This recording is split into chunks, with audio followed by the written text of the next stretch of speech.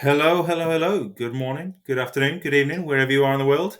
Welcome back to another episode of the Take Care Men podcast. It always feels like a big um, time gap between doing one and another episode, but it's only been 2 weeks. But I suppose a lot can happen in the 2 weeks. Um, Today, we're going to be looking at the stigma behind men's mental health. I'm Andy, the opinionated Brit, and as always, I've got my co-host Todd Stanfield, or Professor Todd Stanfield. Todd, how are you? I'm doing pretty good today. Last time I talked about it being hot, it's not as hot anymore, which is good. And obviously, moving closer to fall, so the further we get away from August, the happier I will be away from the hot temperatures.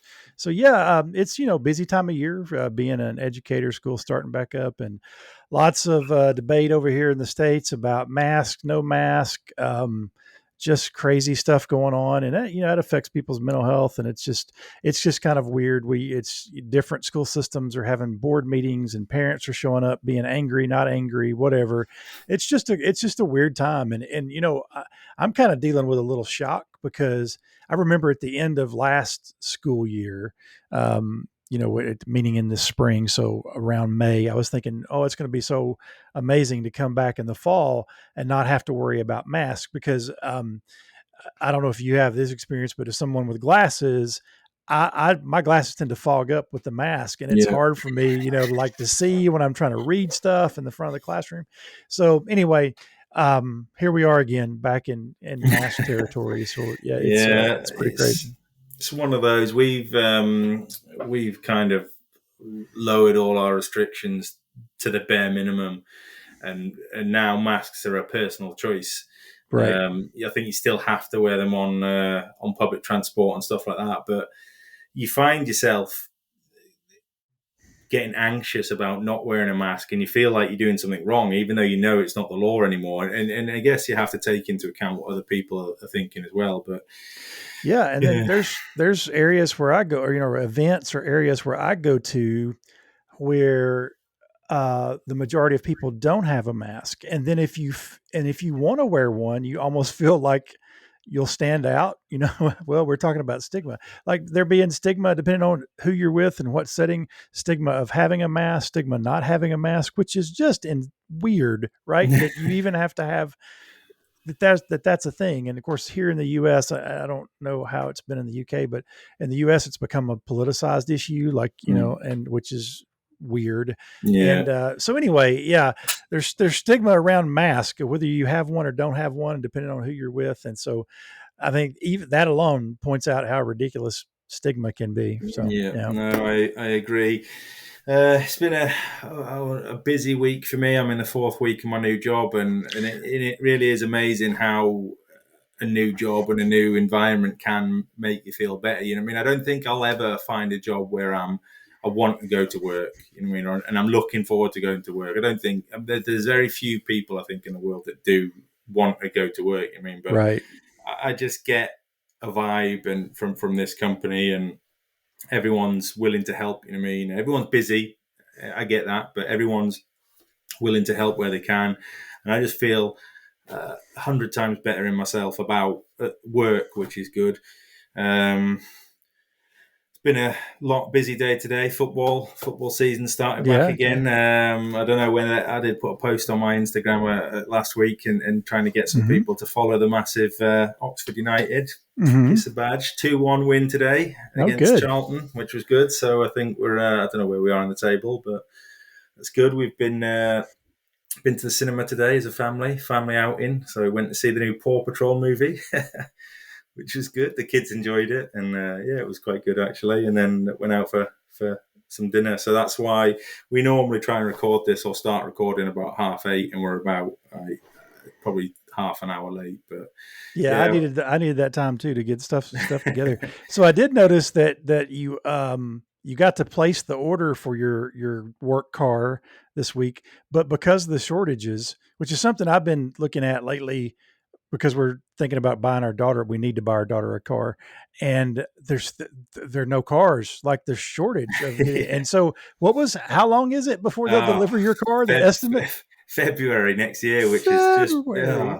breaking my heart. Oh my gosh. It's like waiting for a baby to be born. I've got like 7 months. Oh, I mean, fingers crossed that might come in a Yeah. little bit earlier. Yeah. But yeah, Yeah. there's a global shortage of a certain chip, I think, and apparently Yes. Apple have snapped them all up. So yeah, it's hey, it is what it Yeah. is. Yeah. There's worse things going on in the world, but yeah, that's something that happened this week. But yeah, anyway, back to business. So we haven't got I haven't got a guest today. It's just the duo this week. But yeah, I just want to say thank you to obviously Drew Williams again for coming on the last episode. It was good to have Drew on, and yeah, Drew's a cool guy. So yeah, shout out to Drew. I think Todd's going to just touch on the giveaway, and we've got another giveaway this week. So Todd, yeah, do you want to tell us a little bit about that? Yeah, so we'll do the giveaway for last week, I guess, first. Go ahead and do that. And we did have 4 people enter, and it might be because they had to answer 2 questions. So some people, may have listened to the podcast and got one answer, but I made the quiz a little too long last week, so people may have tapped out before they got to the end. But anyway, we had four people who got both answers correct. Garrett, Lee, Martin, and Will. And so I just gave them numbers based on who entered first, who entered all the way to the 4th. So number 1's Garrett, 2's Lee, 3 Martin, 4 Will. And so I'm going to do a random number generator here. Hit generate. And the result is number 4. Which is, who did I say? Will? Is that Will? No, yes, it's Will. So Will No, wins. Will. So Will, congratulations. You Congratulations, have Will. won a $20 gift certificate from the Razor Company. And so we'll be getting that out to you via email. And we are going to give another one away this week, another $20 gift certificate. And also, we have a new giveaway sponsor, if you will, and that's Hendrix Classics and Company, which is in my state of Tennessee. Pete over there at Hendrix Classics and Company is giving away for this episode, and you may not be able to see this on the screen, the Garrand razor. It's valued at $26 US, and really nice looking razor, and so we'll give that away as well. And so to enter for both of those, we'll draw first for the Razor Company next episode, and then for this razor for that episode too. The way you enter is the same thing. Is there's going to be a statistic in the middle related to the number or the percentage of men in the UK who deal with mental illness, and then there'll be a quiz answer towards the end. That we'll decide at the end, like which answer you want to give after we get into it. Obviously, we can't give that answer now because that would be cheating on my part, because Andy's going to try to run me through the gauntlet this week, and we'll It's see how it 950. goes. It's 950. Okay, gotcha. Yeah. Everything's 950. Gotcha. Yeah. So congratulations, Will. We'll get that out to you, and thanks to both the Razor Company and Hendrix Classics and Company for sponsoring, if you will, this episode. So. Cool. Yeah, thank you to Hendrix. I wonder if that race is inspired by the M1 Garand at all. Oh, that's a good question. That's a really good question. I bet it is. It's a very iconic rifle. Yes. Yeah, it goes without saying. Yeah, thank you to those 2 companies for helping us out and spreading the love. And if there is anybody else out there that either wants to set up a giveaway or even sponsor the show, please get in touch with either me or Garrett. I don't know where Garrett's coming.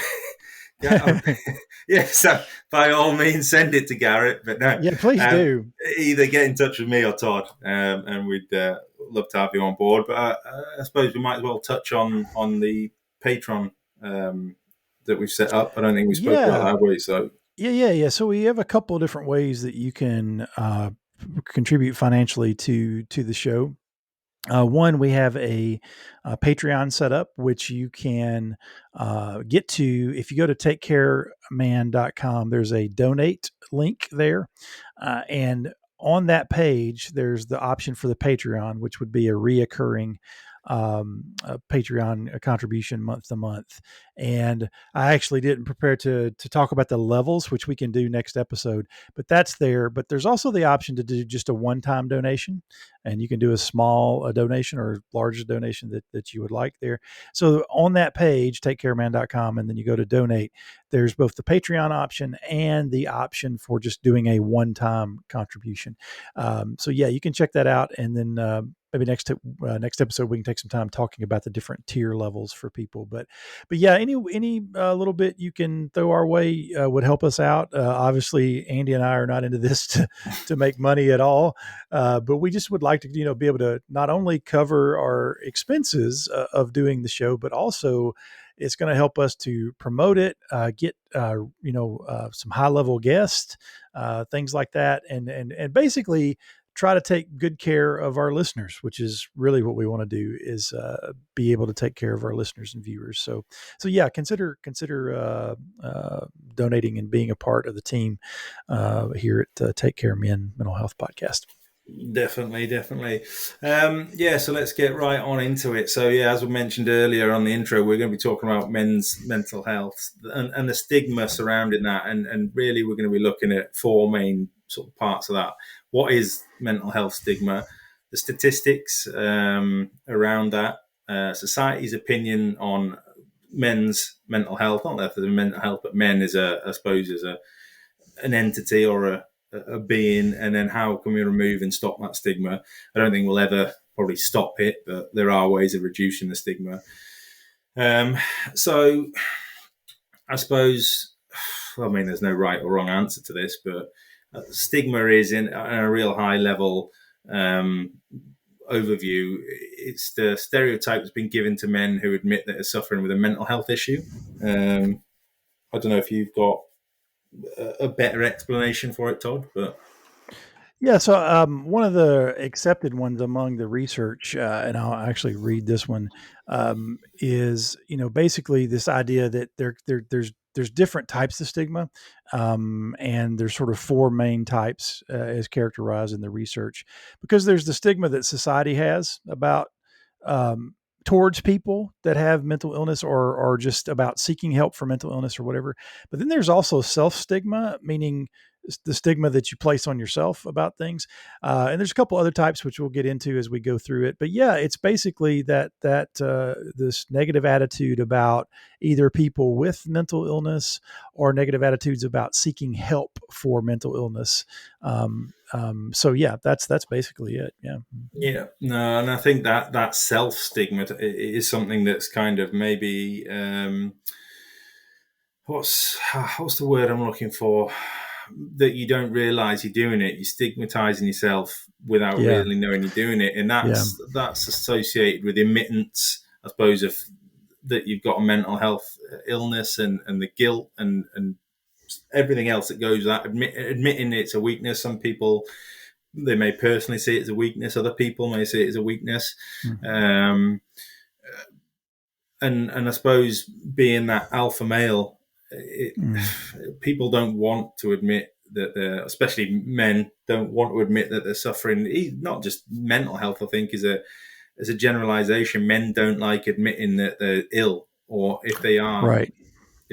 ill, they don't want to go to the doctors and get it looked into. So I suppose there's a sense of being a person that's the pillar of the family, especially from a male point of view, and the stigma possibly from family or friends, and Yeah, a lot of that's related to culture, meaning there's sort of cultural stigma, and by that, what I mean by that is um, there's a general social stigma about mental illness and seeking help for mental health issues, but also within certain different cultures. And people often think about culture as just being ethnic or national. But for example, you were in the military, and the military has its own sort of cultural approach to thinking about mental health, right? And people at a particular church or faith community might have things, right? Or within a family may have been taught certain views about mental health, through the years or whatever. I'm sure, like you've kind of alluded a little bit to the difference of the different counties within England. I'm sure people probably have like there's different stereotypes about how people are tougher from one area and other people are. And in fact, I heard something, I don't know what it was, but I was listening to some piece of media, and uh, they said that one of the sort of jokes that Brits have about us Yanks over here is that everybody's in therapy. Like all those Americans are in therapy or whatever. So I don't know how true that is, but there's these cultural things where in some cultures it's more accepted, or in some groups it's more accepted, where it's not as accepted in other groups. So yeah, there's that whole aspect of, depending on the groups you're in, those different groups may have different opinions, right, about mental health issues and seeking help for mental health. Yeah, and I think something that's just really come to me listening to you then, it's stigma and stereotypes can lead to a mental health, and it's just a bit of a vicious circle, really. It's not something that's ever going to go away. It's a bit like racism. You're never going to get rid of it completely.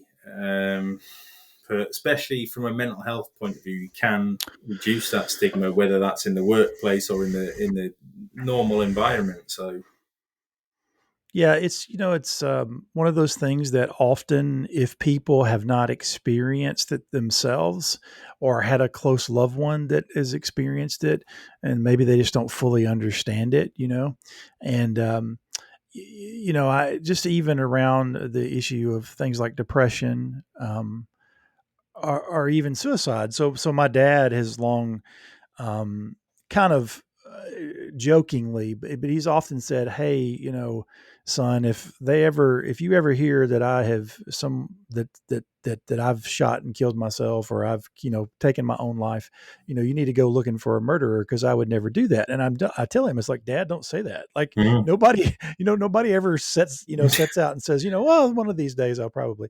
So I think that's the thing, is there this idea of that people are weak, and that people could make a choice to feel better, like that you could just decide to feel better. And so yeah, there's a lot of that, that exists out there, in terms of just that belief about that people could, just make themselves feel better, and that people are either faking mental illnesses, or that they're just not tough enough, or that they just weren't raised correctly, or whatever. Yeah. Yeah, and I think that is a recurring theme, certainly some of our episodes so far, that education is massive in terms of mental health. And I've said it before, probably until I was diagnosed with depression and until I was properly suffering, I was a little bit probably naive and a little bit, well, I wouldn't say uneducated, but definitely naive towards the mental health side of your physical well-being, and now I have actually been sort of through it, and I'm no means out the other side.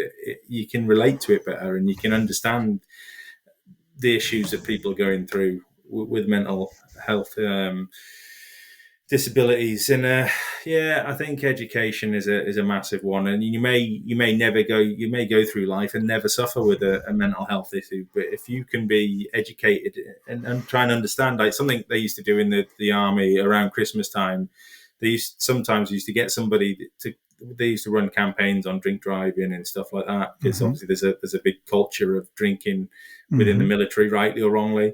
And they used to get somebody to come in and give a talk that had lost a friend or a loved one to somebody that had hit them and been drunk at the Yeah. wheel. And that has a Mm-hmm. massive impact when you can actually get somebody that's been there, done that, and suffered Right. as a result of it. And it's the same with mental health. If you can get somebody, especially in the workplace, to come and speak to a group of, Mm-hmm. I don't know, managers or people leaders, and say, look, this is what's happened to me, and this is what people that suffer uh, go through. Mm-hmm. It could make a massive difference. But again, it's about changing the culture within Yeah. a Yeah, that's company. why I admire celebrities that have dealt with things, that come out, and share what they've gone through, because I think that helps normalize it. And so, yeah, I think you're right. When you hear somebody share their story, they, they have some experiential things that they'll use sometimes. So,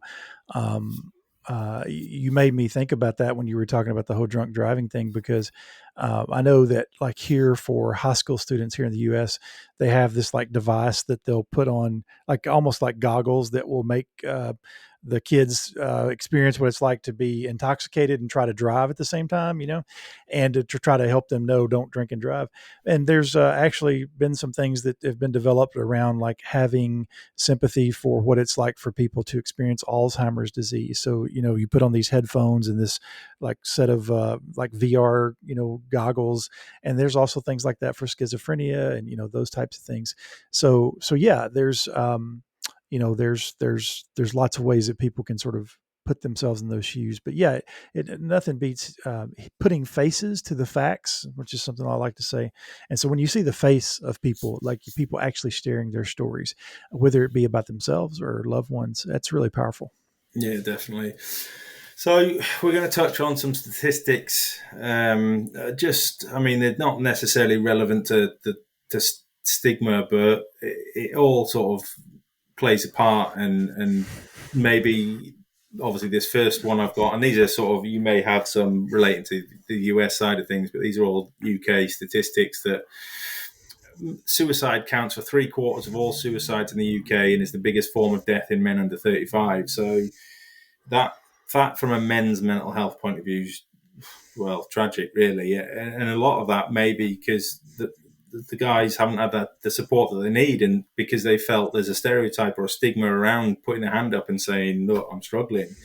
12.5% of men suffer with a mental health disorder.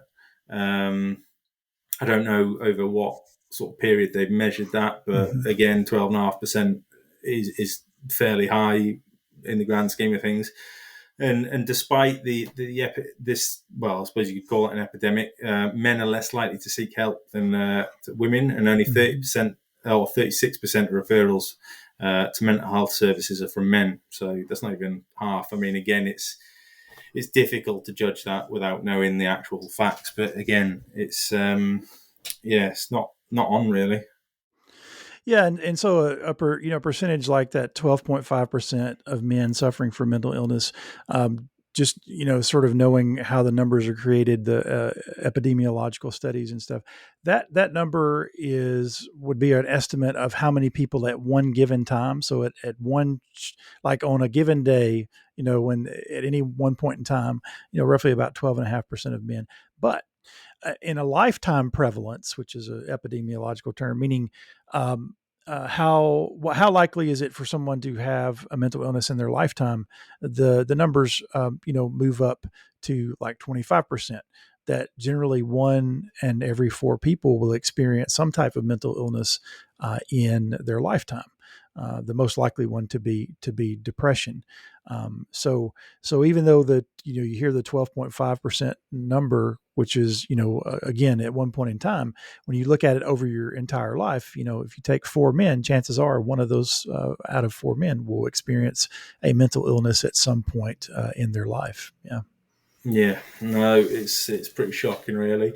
I suppose there's the society's opinion on men's mental health and the stigma. I mean, traditionally, men are meant to be this breadwinner and this like I've said before, pillar within the family unit, and displaying masculine traits such as strength, dominance, and control. If men open up to having a mental health illness, then some people, I'm not saying any particular group or type of person, would judge a man on that and have the opinion that that person is less of a man than I suppose they are, and it just isn't the case. You know what I mean? Everybody has their own struggles in life. Everybody finds things easier than other people, and it's a very traditional, I suppose, outlook on things. And again, I don't really think that'll ever change because of just the way society is. People have this view that men do more masculine jobs than women, and men have different, I suppose, strengths to women, and in some cases, that is the case. I mean, men and women are different, aren't they? They're Right. physically different, and some things that men. Oh, I don't know. I don't want to dig myself into a hole here. I've got to be careful, Yeah, careful delicate about territory. Yeah. careful about what I say. But I suppose put it this way: a 6'5". So I'm 6'5". I'm not in particularly good shape at the minute, but 6'5". I don't know, 14 stone muscular man could think about what you're going to say, Andy. Could potentially carry more weight on the Yeah. back Yeah. than a 5 foot um, woman of, I suppose, in the equivalent job. And that's just the makeup. That's the physical makeup of those individuals. It Right. doesn't mean that a 6'5" woman weighing 14 stone couldn't do the same thing. Right. It's just, I don't know, but that comes down to stereotypes again.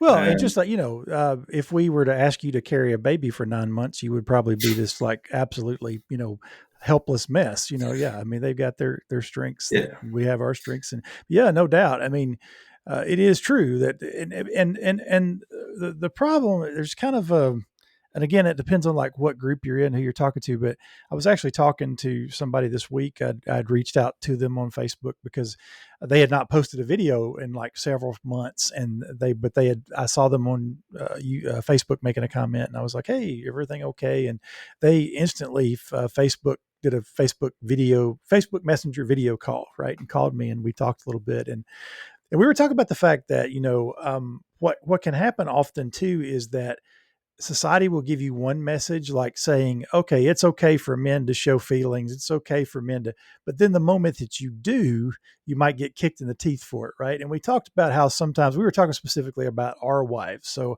I don't want include everybody's wives in this, but I'll include mine because we've talked about this and this yeah. particular guy. Just before you do include her, Yeah. Todd, are you sure she's going to be all No, right? no, no. She's Talking completely okay with this. I pre-approved this one.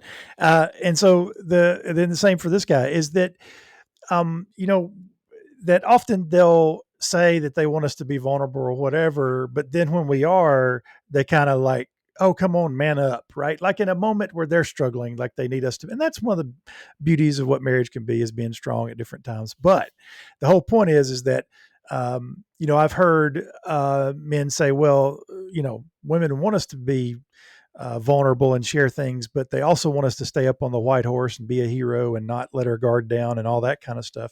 And so yeah, it's kind of this mix of where, um, on one hand, we're expected to not show any emotion or show, certainly, admit that we have any kind of mental illness or mental health struggle. And then if somebody does, even if it's in an environment where maybe they've been encouraged to, maybe they experience like a negative stigma, either like we were talking about earlier, either from other people or even within themselves. So you have to kind of watch the way you talk to yourself about how might shame yourself and say like, what's wrong with you? You need to toughen up, or you need to, there's a guy here in the U.S. named Jason Wilson. He's got a lot of famous YouTube videos or Instagram videos out there. He's a jujitsu instructor, and often he's working with boys, young men who during a jujitsu lesson will break down and cry because they're struggling to do whatever.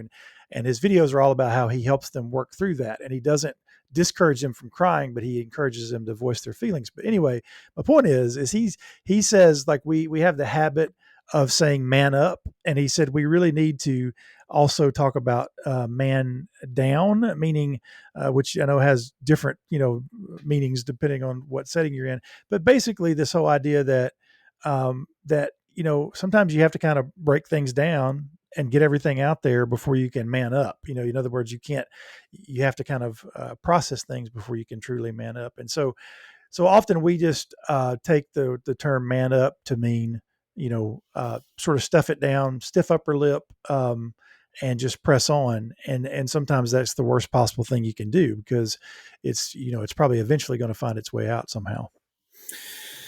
Yeah, no, you're right, and I think as well, the uh, time of your life, or the point in your life plays a factor in that as well. Because Mm-hmm. looking back at that stat that um, all suicides, or three quarters of all suicides in the UK, is the biggest form of death in men under 35. Well, I'm relating back to the army because that's really what I've spent 13 years, and that was Mm-hmm. my sort of my life from being, I suppose, an adolescent. That's the point. So maybe 18 to 35, I suppose, ish. I'm sure there's somebody a lot cleverer than me that's put an actual age on that, where you forge in your perception of yourself and how other people look at you, and that's you're less likely to open up to having a mental health issue or thinking you've got an issue at that in that age period, because you're trying Mm-hmm. to become that alpha male, Mm-hmm. especially in the military. You know what I mean? I don't know. Say you're in your early 20s and you're competing, and it is always a competition, not a competition, but you're always judged against other people. It appears, Mm-hmm. and that's how they look at promotion and stuff like that. And you don't want to show a form of weakness, whether that's physical or mental. Right. And it's the same in, I suppose, the civilian world when you're in a job, Right.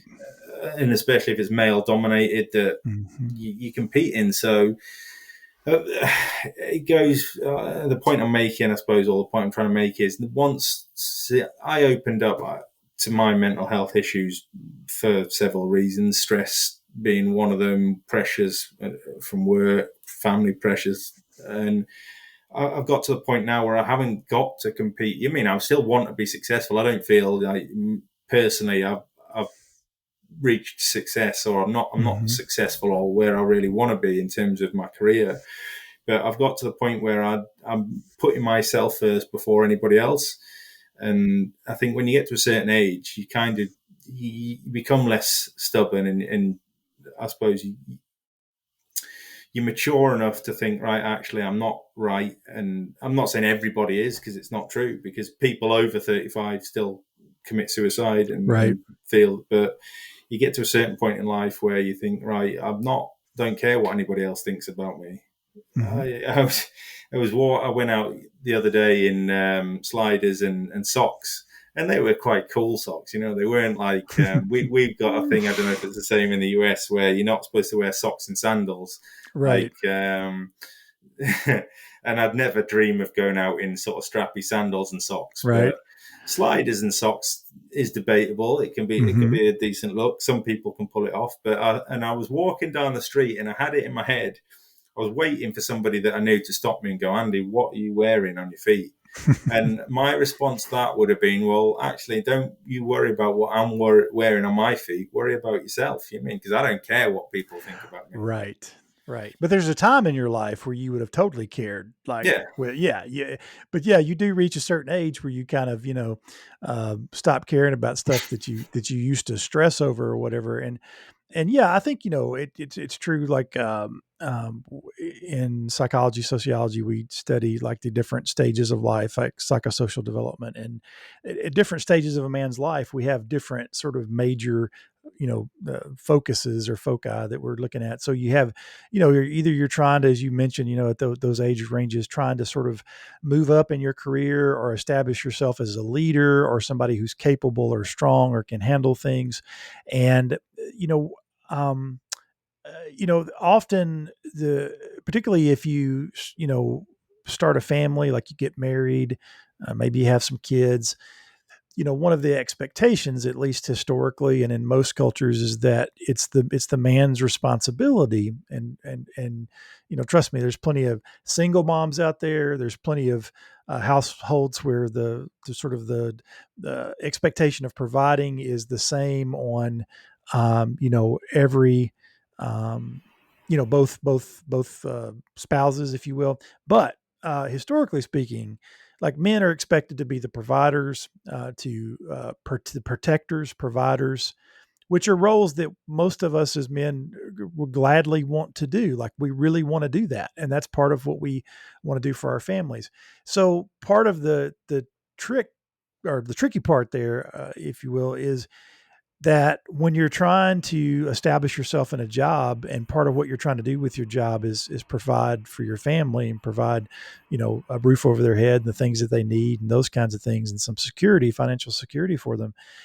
then this whole issue of admitting you have a mental illness becomes really tricky because you feel like you're if you show that there's chinks in the armor that that it's going to hurt your ability to protect and provide for your family, which is absolutely like a gutting experience for a man. It's to use the term emasculating, right? Like it sort of almost feels like you're having your manhood like pulled away from you because you don't feel like you can do the thing you want to do, which is protect and provide.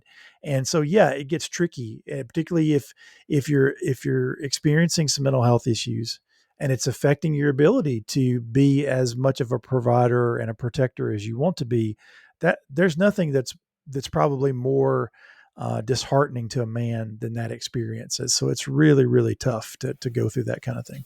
Yeah, no, you're right. It is, and I think what's even more difficult to take is the fact when somebody does build up the courage to open up about their mental health, and they don't get the help that they I suppose want, and for want of a better word, need.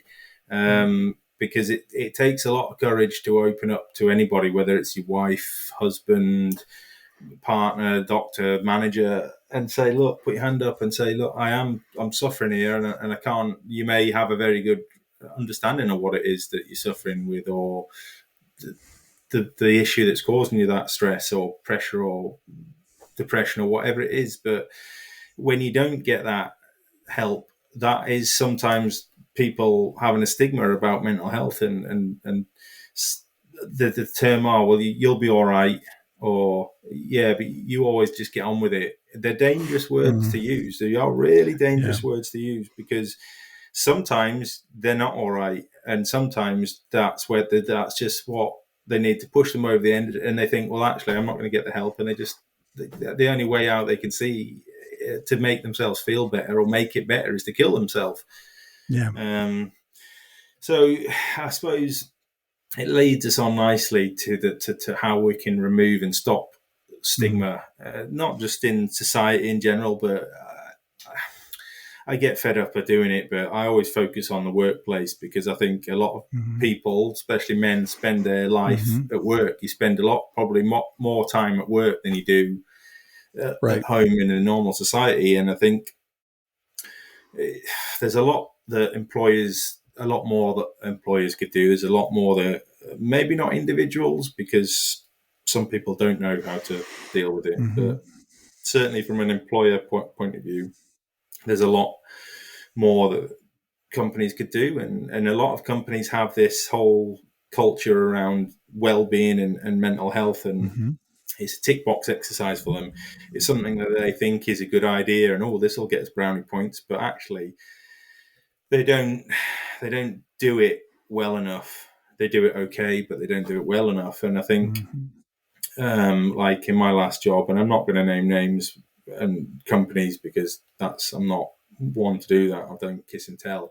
I mean, I have been in the two minds whether to write an open letter to the company and the CEO and say, look, it's not on what you're doing and what you've done, Right. and it wasn't just me that was suffering. You know what I mean? There was other people within the team that I worked in that was suffering as well, and nothing happened. And have a like a network of well-being and mental health first aiders, but actually those people need to genuinely care. You know what I mean? It's not just a Mm-hmm. signature on your email saying you're a mental health Mm-hmm. first aider or a well-being ambassador. They need to be people that actually care, and I suppose have the nonce to, is that the right word? Nonce? I don't know. Courage is a better word. The courage to actually question managers and Mm-hmm. leaders about what's happening. Mm-hmm. And yeah, I definitely think companies should not employ, but they should have somebody within their company that's passionate about mental health Mm-hmm. as a mental health champion. Mm-hmm. Um, Possibly, I suppose, a male, because when it comes to opening up, men tend to find it easier talking to men. Mm-hmm. I don't know. Would you say, Yep. is that a fair Yeah, yeah. I comment? mean, the research bears that out that men prefer to, like, if they're seeking out a therapist, that they prefer to have a male therapist. That they feel like they can more closely relate to. And I frequently have the experience because again, I've mentioned before that I tend to work with a lot of women and don't in my particular office setting. There's not that many men, and there's just things that I feel like only other men can fully understand, particularly that part I was talking about, like providing and protecting and that kind of thing. So yeah, within the work setting, having um, somebody there that can be either like a liaison to like help, and even somebody like in the HR department. Obviously, different companies and businesses are different sizes, but having somebody or even having an effort where it's a what's the word I'm looking for, intentional effort to sort of normalize talking about mental health issues. And I think that's the first step is just normalize talking about it, making it okay to talk about it. Um, you know, um, if you think about around during like a break room at a workplace or a lunchroom or whatever, or even just coming in the mornings, or whenever you go in for your shift or whatever, people talk about different things, and they might be comfortable talking about health issues like, oh, my back's been killing me, or my doctor says my blood pressure is too high, or my blood sugar is this, that, or the other. But to say, yeah, to sort of normalize, yeah, I've been just down in the dumps lately. I've been feeling depressed or been feeling super anxious about this, that, or the other, making it where that's as common, and obviously, um, I saw a title of a YouTube video this week which said, "Do people use their mental illness to get attention?" And certainly, there's people out there who like seem to enjoy like being in misery. Do you know what I mean? Like you've probably run into those people like their entire life. They always are negative about things.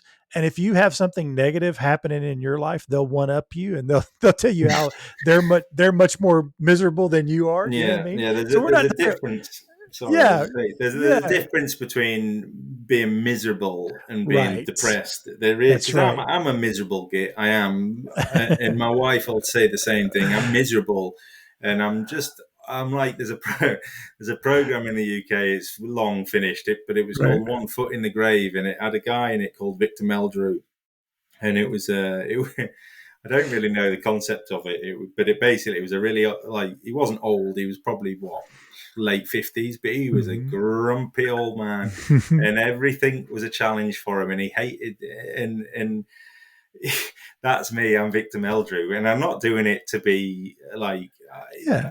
I'm just miserable. Things annoy me. You know what I mean? Just Right. and my wife doesn't necessarily understand that because they don't annoy her, but there's a difference between being miserable and being clinically depressed. And Right.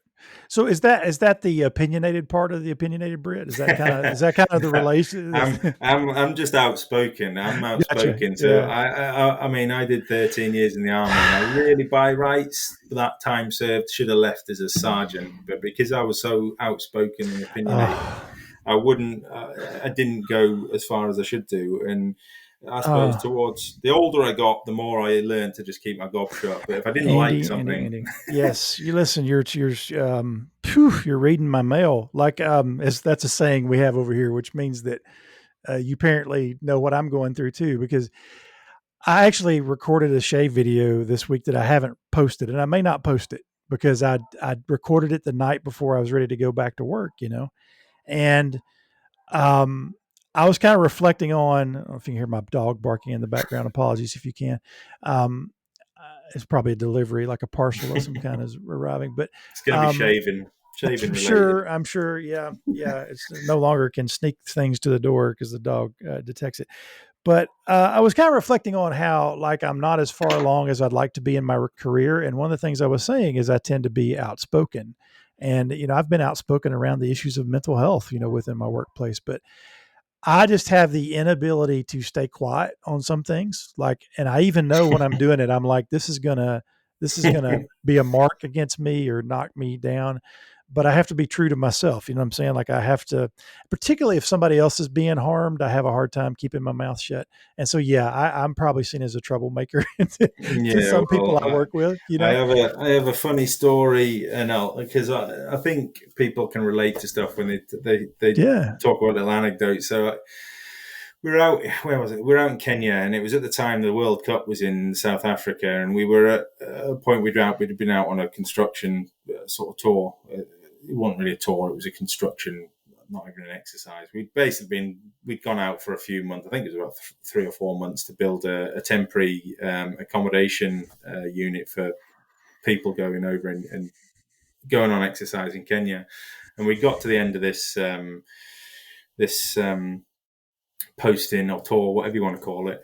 And because I was an NCO as a Lance Corporal, I was tasked with looking after. We had a box of pistols, and we weren't in this. We were on a camp, but they didn't have an armory. Generally, all your weapons would get kept in an armory, and they'd have to be counted out and signed back in. But we didn't have the. It was like a transition camp, so I maybe shouldn't say this. I'm gonna get somebody in trouble, but this was years ago. So I was. I think it was a box. I can't really remember. It was years ago. It was like 2010, I think it was. And but anyway, so the sergeant at the time, I think he was ops sergeant. I don't think he was my troop sergeant. He was the ops sergeant. He said, "Right, Court Wilmer, you need to look after that box of pistols tonight, and you need to sleep with it. And it's chained. It wasn't chained to my arm. It was chained to something. I don't know. Right. I don't know if it was chained to anything. But he's like, you're responsible for that box of pistols tonight." And everybody else had gone out, like there was a little bar. Everybody had gone to the bar and they were having a few beers. And I wasn't particularly bothered about that. I wasn't a massive drinker, but I was just happy to lay on my bed and watch a movie. But then the next morning, he came up to me and he was like, "Right, Court Wilmer, you need to get a works party together and you need to go and clean the bar." And I went, "I'm not doing that." I said, "That's your mess." I said, "You went in there with the guys, whoever it was, you get a works party together and you go and clean it up." And he went, "Right, I don't like your attitude." And I thought, and that was it for me. That was pin out. And I thought, right, well, fair enough. And I said, "Well, you know what? I don't like your attitude." And this was like 2 ranks above me, you know what I mean? And that it doesn't go down too well. And the OC, so the officer commanding of our troop, heard, and the sergeant major heard. I think it was sergeant major. It might have been the 2IC. And basically, I think they sort of saw my side of it. You know what I mean? They wouldn't. Mm-hmm. They'd probably never admit it. Mm-hmm. The sergeant obviously didn't. But that was me. You know what I mean? I didn't like something. I just can't. I couldn't keep my mouth shut. And like you say, I learned now to maybe filter things slightly. But if something's not right, whether that's from a health and safety point of view, an ethical point of view, I can't keep my mouth shut because that's just who I am. Yeah, and and with this whole issue of like, how can we like fight stigma? That's what we need, is some people willing to take risk of speaking up and trying to, whether it's about their own experience or if they see somebody else not being cared for in the correct way within the workplace, being able to speak up and say like, wait a minute, like, I've been there, or I've gone through what that person's going through. Because here's the thing, like we were talking about that statistic earlier, and I'll be brief here. We were talking about the 12.5% at one point versus 25% in a lifetime. And the thing is you might be during that phase where you're not currently dealing with depression, but you've done so in the past and you know what it's like. And so at that point, I feel like you have a responsibility to share your experience, so that if you see like a boss, not understanding depression in one of your colleagues, or, being able to speak up and say, "Look, I've been there. You don't know what it's like. It's tough. And so I understand what that person's going through." And so, yeah, sometimes we have to open up in the workplace, not only about our own experiences, but to, help speak up about other people. And, we, one of the recent episodes, we said one of the things you can do within a workplace, I think, is establish this idea of a mental health day, which people can take advantage of. Don't get me wrong, but just, sort of normalizing the ability to call in and say, "Hey, I just need a day to get my head right," and sometimes you need a week to get your head right, or whatever. So there's a lot of ways that we could fight the stigma within the workplace. And then just one last point on that. Education is key. You know what I mean? From the bottom all the way up to the top. And I think, and I live in maybe la la cuckoo land sometimes, but I always put myself in somebody. If I'm going to raise a point or an issue, I always try and put myself in their shoes, and I think, right, well, how would I react in that way, or that situation? And just one thing, you mentioned the mental health days. I think they're good. company I worked at before, they used to do a stand-up to Health and Safety Day where they'd get all contractors together and they talk about health and safety. They do. I don't think they did a stand-up to mental health, but that's something you could do. But that needs to be delivered by the right people. You know what I mean? Yes. The people that look at them and respect them. So the directors of the companies, the board members, because if you have and this is no disrespect, but if you have like the apprentice or the graduate or the trainee Right. delivering that, like some Right. people go, I don't want to do this. You go and Right. read this. People switch off, but if it's somebody at Right. the top, like talking about it, they go, actually, they take this seriously. And Right, because even if you have somebody external come in, right, like somebody external from the company, and maybe they feel comfortable talking about it, but the bosses or whatever are not as comfortable. What the bosses or supervisors or managers or board members or whatever need to do is get up after that person and endorse what they've said. yeah, Because again, you're right. If it's somebody that doesn't really have any authority or power, people say, "Well, I hear what you're saying, but I'm not sure that the guy that determines whether I get a raise or whether I get fired or how much work I have to do in a day, if he really agrees with you," right? And so, yeah. you're exactly right. There has to be some legitimacy established by authority figures. And here's my take on it, and maybe it's a bit of advice to people that are sat in positions of power. If it was me, if I ever get to the dizzy heights of being a director of a company, one thing I would like to instigate is that every director should have some form of mental health training, whether that's being a mental health first aider, and have a hotline, you know what I mean, that's maybe open once a week for half a day or whatever, that's manned by the directors of that company so that they can understand the issues that the people below them and the people that are on the ground are facing. And if they've got that, there's no point putting a director on the end of a phone that's got no mental health training, that doesn't care. And then when somebody rings up, and it's about having an open forum and being approachable, they can ring up and they can speak to a director in confidence, you know what I mean, without seeing them as a director, I suppose. But then the directors can actually go, well, I've had 3 people ring me up today saying that I'm struggling with the pressure of the job, or I've got too much workload. And then they can actually look at it, because a lot of people, and again, I don't want to sort of stereotype directors. They're what's the word? Well, they haven't got an overview of actually what happens on the ground. They're looking at the bigger picture rather than the people that are actually delivering the work. Anyway, I'm wittering like I always do. Well, it's I tell you what's become clear briefly is in our first. This is episode 5, right? 5, yeah. Which, we probably should have celebrated at the start. Like, it feels like a big deal. But one of the things that's clear from our first 5 episodes is there's going to be more episodes about workplace and men's mental health, because it's something you and I are both passionate about. So this won't be the last that our listeners hear about that. Yeah, no, but anyway, on to more light-hearted stuff. None of this is death and destruction, but everybody loves a quiz, and it's my turn to have my revenge on you. So I've got a quiz put together. It is general knowledge. There's 10 questions, and it could be anything. 10 questions. There's 13 points, but where's my pen gone? I dropped my pen. Here it is. I've got to get something to write with here. So we've got 8 minutes or 7 minutes to try and get through this. We want to try and get our episodes to around a maximum of an hour, but I think this one's going to go slightly over, but that's fine. We can deal with that. We'll blame Drew for the last one because he's not here. Yeah, it's his fault. Yeah, weatherman. He can't defend himself. Yeah. Right. Are we ready? I'm ready. Right. Okay. I'll just fly through the questions straight away. Okay. Question 1. Desmond Llewellyn was best known for playing which role in many James Bond films between 1963 and 1999?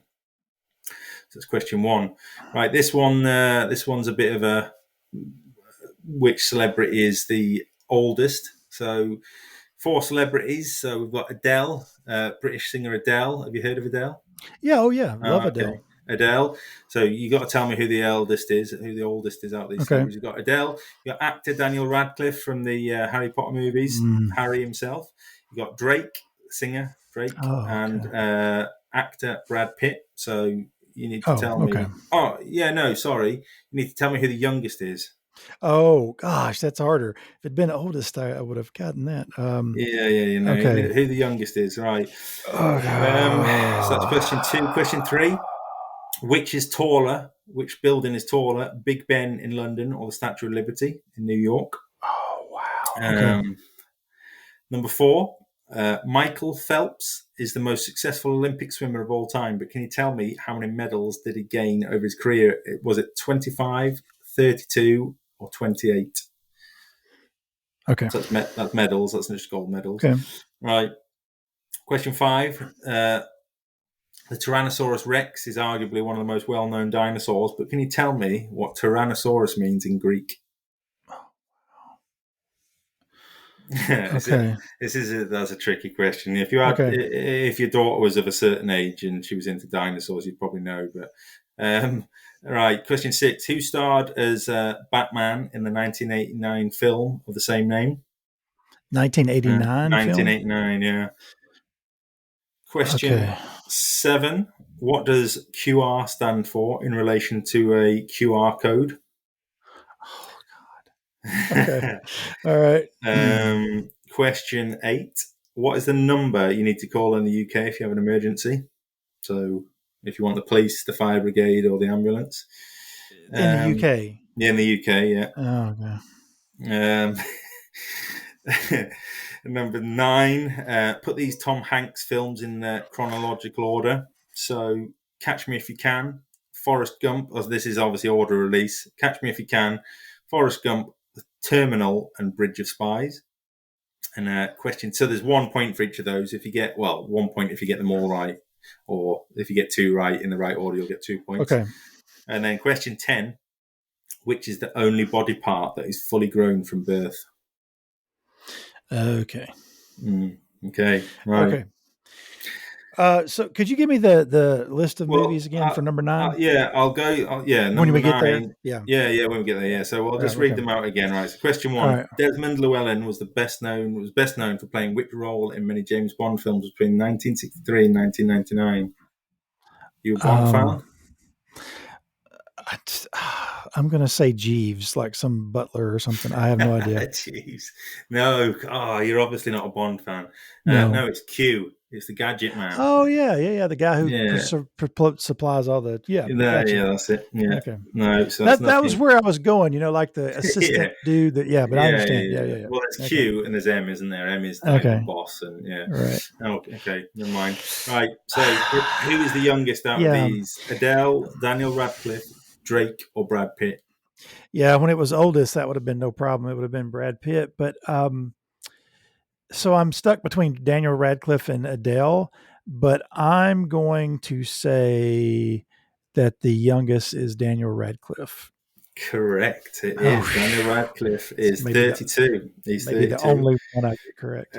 Adele is 33. Drake is 34, and Brad Pitt is 57. So, Yes. God bless him. Yeah. Right, so that's 1 point. Right. Number three, which is taller, Big Ben or the Statue of Liberty? Statue of Liberty? Question mark. Oh Oh, no! It's a naughty little question. This Big Ben is 96 meters tall, and the Statue of Liberty is 93.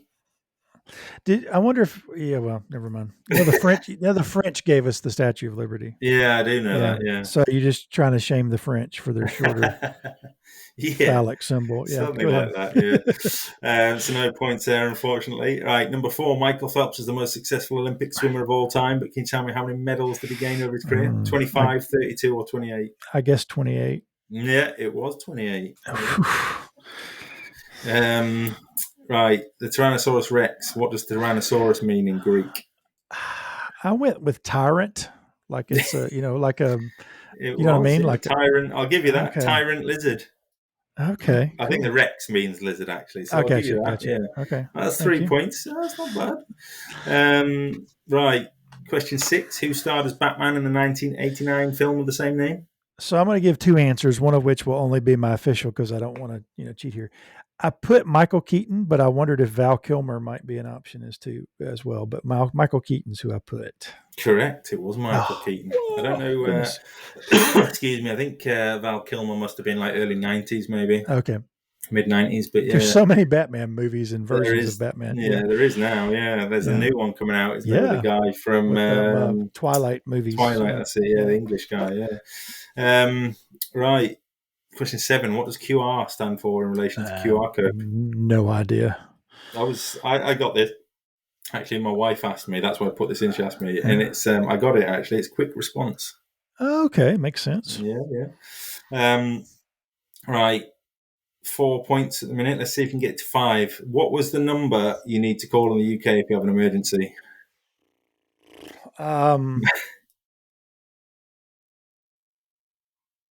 I'm going to say it's 999. Yeah, it was 999. Is it Correct. 999? Yeah, Really? I have 999. Yeah. Okay. Yeah, that was You know, complete luck. it always surprises me, like because a lot of people know it's 911 in the US, Right. but no. Yeah. Yeah. Incidentally, just brief note, mental health related. They just passed a law here in the U.S. where they're going to create the suicide helpline will become a 3-digit number. It's not official. In other words, they haven't rolled it out fully yet, but that's really cool. I'm proud of our government for doing a 3-digit number for suicide Yeah. helpline. Yeah. Yeah, one cool thing, I don't know why I'm mentioning this, is because I like the noise and I want to make it do the noise. But on an iPhone, I don't know if you've got an iPhone or not, but Yeah. so when you tap the power button 3 times quickly, it's supposed to, or is it 5? Oh, see, it does the countdown, but I don't actually know who it calls when it's the emergency It'll SOS. call like the emergency folks. Okay. I think so, yeah. But yeah, I just wanted to do that to like the noise it makes. Okay. Right, question. What are we on? Question 9. 9. So Yes. 4 points for this. So put these Tom Hanks films in chronological order. So Okay. Catch Me If You Can, Forrest Gump, The Terminal, and Bridge of Spies. Okay. So which one's first? What do you think's first? So you said Catch Me If You Can, Forrest Gump, Yeah. Terminal, and Bridge of Spies. Yeah.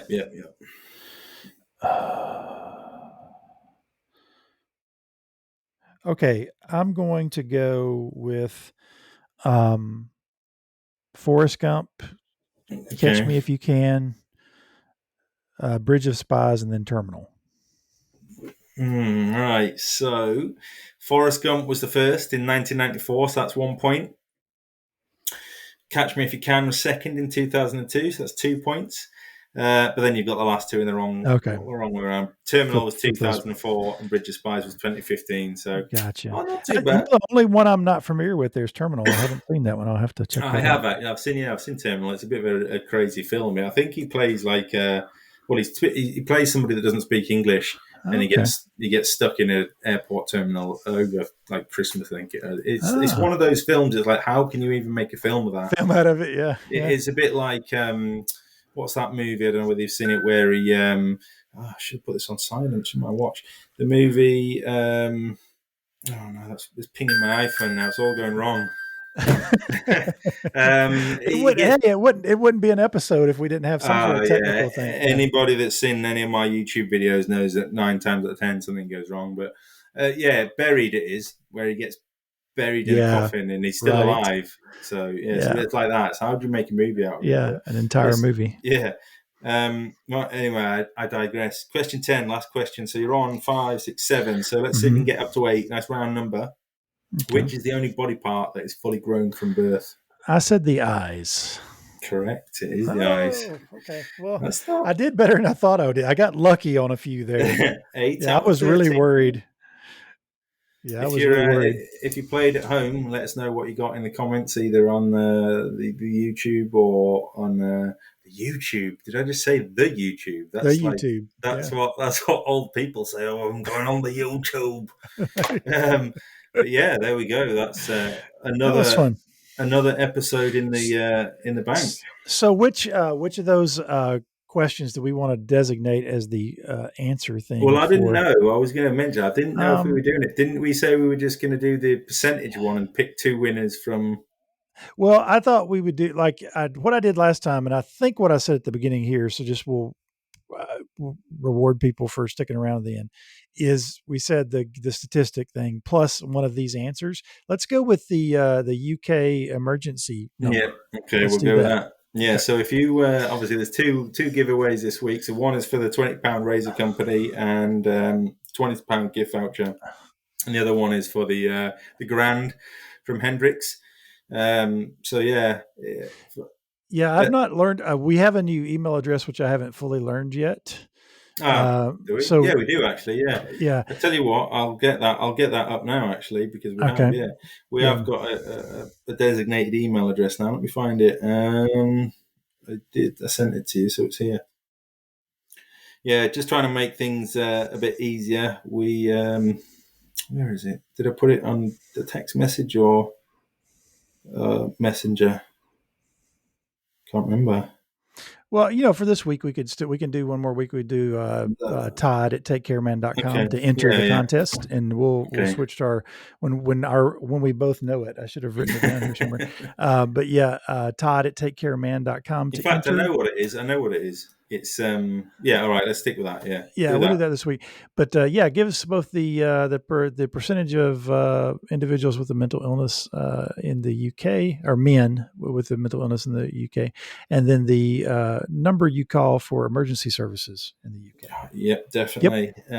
Yeah, good luck. Hopefully, we get more than four this time. If we get four next time, you have a 50-50 chance of winning because there'll be two you, prizes you to do, pull from. yeah. Yeah. So I think next episode, I think we are hopefully going to have a guest on. I think, aren't we? Yes. Yeah, we have Um, someone lined up. Yep.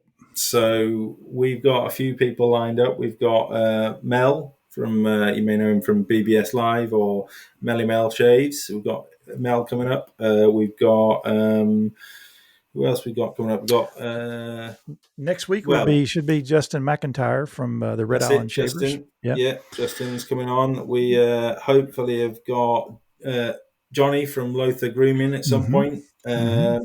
And one I'm really excited about actually is Lee Cockrell. Mm-hmm. And Lee, some of you may listen to his podcast, but he does a podcast called the How Creating Disney Magic. So he is the ex vice president of Disney World, and I've listened to his podcast for years. He focuses on I suppose workplace stuff mainly, but Mm-hmm. he's had his own issues with that anxiety and stuff, and Mm-hmm. bouts of sort of mental health issues. So I'm really excited to get Lee on. He does workshops all over the world on sort of time management and stuff like that, and basically just getting better at being you in the workplace. But yeah, Lee's coming on at some point, so we need That's to really reach out exciting. to Lee and get a date set for that. But if you are listening to this and you want to come on, whether you own a company or Mm-hmm. whether you work for a charity or anything, just let us know. Mm-hmm. Reach out to one of us. You can reach Todd at obviously the website you just read out, and you can get me at the opinionated Brit at outlook.com, or you can send us a message on Instagram or wherever, Facebook. But yeah, it's always good when we get guests on. Yep. But again, we've waffled on, and we're Yeah. 7 minutes over, Todd. So yeah, we'll just blame Drew again because he's not here. Yeah, it's true. Yeah. Well, we'll throw Garrett in too because Yeah, Garrett and Drew, it's both their faults. Yep. yeah.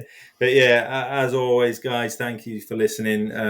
We really appreciate it. Obviously, yeah, we don't do it to I suppose gain anything from it. It's about helping you guys and the people that listen. So thank you for listening.